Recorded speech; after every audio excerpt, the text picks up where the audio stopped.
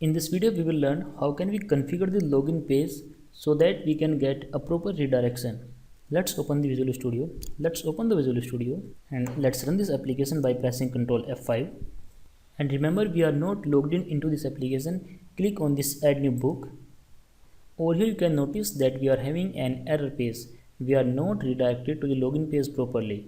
In this video, we will configure this login page redirection.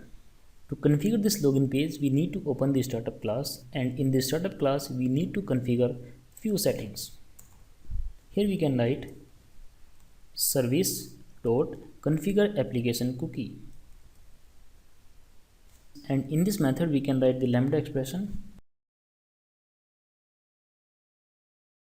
config.login path. Over here, we can define this login path.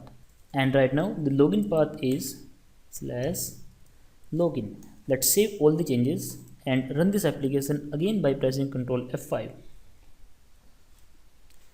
This time let's click on this Add New Book link, and over here you can see that we are having the proper login page. If I login into this application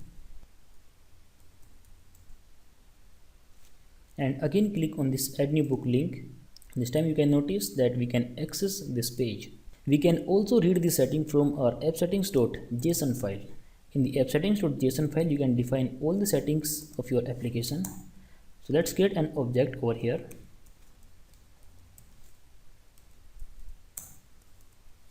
And here let's define the login path. The login path is login. Now we can use this key to access this setting into our startup.cs class. Here we already have this configuration service, and we can use this application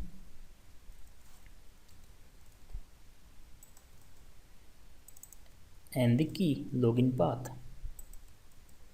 Let's save all the changes and again run this application by pressing Ctrl F5.